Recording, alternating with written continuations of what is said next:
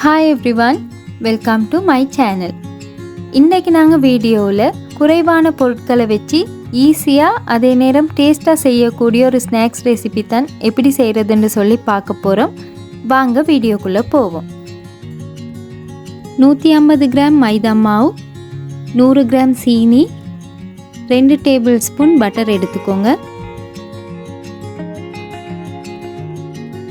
சீனியை நல்லா பவுடர் பண்ணி எடுத்துக்கோங்க. ஒரு பவுலில் பவுடர் பண்ணின சீனி, 150 கிராம் மைதா மாவு, 2 டேபிள் ஸ்பூன் பட்டர், அதோட கொஞ்சமாக உப்பும் சேர்த்து நல்லா மிக்ஸ் பண்ணிக்கோங்க. நீங்கள் பட்டர் சேர்க்கலன்னு சொன்னால் 2 டேபிள் ஸ்பூன் நெய் கூட சேர்த்து குறையிலும். மாவு, பட்டர், சீனி எல்லாத்தையும் நல்லா மிக்ஸ் பண்ணிக்கோங்க. அப்போ தான் பொரிச்ச பொருள் நல்லா சாஃப்டாக இருக்கும். இதுக்கு கொஞ்சமாக தான் தண்ணி தேவைப்படும், ஒரு 1/4 கப் அளவுக்கு. இது மாதிரி கொஞ்சமாக சேர்த்துட்டு நீங்கள் பிணைஞ்சிட்டு இன்னும் போதான்னு சொன்னால் சேர்த்துக்கோங்க. நான் மொத்தமாக 1/4 கப் அளவுக்கு தான் தண்ணி எடுத்திருந்தேன், எனக்கு அது போதுமாக இருந்துச்சு. இது மாதிரி நல்லா சாஃப்டான ஒரு டோவாக பிணைஞ்சு எடுத்துக்கோங்க.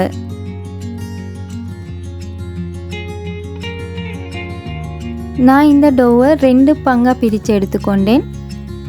ஒரு ஒர்க்கிங் போர்டில் கொஞ்சமாக மாவு தூவிக்கோங்க. இந்த டோவை வச்சுட்டு அதுக்கு மேலாலையும் கொஞ்சமாக மாவு தூவிக்கோங்க, அப்போ தான் ஒட்டாது. இப்போ இதை மெல்லிசாவும் இல்லாமல் தடிப்பமாவும் இல்லாமல் ஓரளவுக்கு தட்டி எடுத்துக்கோங்க. ஓரங்களை இது மாதிரி வெட்டி எடுத்துக்கோங்க, அப்போ தான் எங்களுக்கு சரியான ஷேப்பில் செஞ்சு எடுக்கலும்.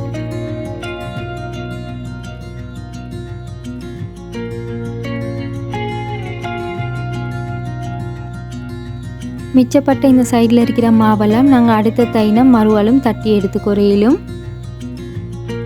நான் சதுரமாக வெட்டி எடுக்க போகிறேன். உங்களுக்கு தேவைன்னு சொன்னால் டைமண்ட் கட்ஸ் அது மாதிரி வெட்டிக்கிறோம். மேலும் எல்லாத்தையும் ஒரே அளவுகளில் வெட்டி எடுங்க, அப்போ தான் எல்லாம் சமமாக பொரிஞ்சு வரும். இப்போ நாங்கள் எல்லாத்தையும் பொரிச்சு எடுத்துக்கொருவோம். எண்ணெயை கொஞ்சம் குறைவாக சூடாக்கிக்கோங்க. இது மாதிரி ஒவ்வொன்றா சேர்த்த போகிறோம் பபிள்ஸ் வர அளவில் எண்ணெய் சூடாக இருந்தால் போதும். ஒரே தடவையில் மிச்சம் சேர்த்துறவானா கொஞ்சம் கொஞ்சமாக போட்டு பொரிச்சு எடுத்துக்கோங்க. எல்லாத்தையும் சேர்த்துட்டு ஒரு கரண்டியால் இது மாதிரி கொஞ்சம் பிரித்து விடுங்க. லேசாக பொரிஞ்சு கொண்டு வரப்போக்குள்ள ஒரு கரண்டியால் இது மாதிரி கலந்து விடுங்க, அப்போ தான் எல்லா சைடும் சமமாக பொரியும். இப்போ இது மாதிரி கலர் வந்த பிறகு வெளியே எடுத்துக்கோங்க. நாங்கள் சீனியும் சேர்த்திருக்கிறனால கலர் கொஞ்சம் டார்க்காக தான் வரும். இதே மாதிரி எல்லாத்தையும் பொரிச்சு எடுத்துக்கோங்க. பொரிச்சிட்டு ஆற வச்சிங்கன்னு சொன்னால் தான் சரியான அந்த பிஸ்கட் மாதிரியே உங்களுக்கு அந்த டெக்ஸ்சர் கிடைக்கும். எல்லாரும் இதை செஞ்சு பாருங்கள். இந்த வீடியோஸ் உங்களுக்கு பிடிச்சிருந்தா சப்ஸ்கிரைப் பண்ணி சப்போர்ட் பண்ணுங்கள். இன்னொரு வீடியோவில் உங்களை சந்திக்கிறேன். அது வரைக்கும் பாய், டேக் கேர்.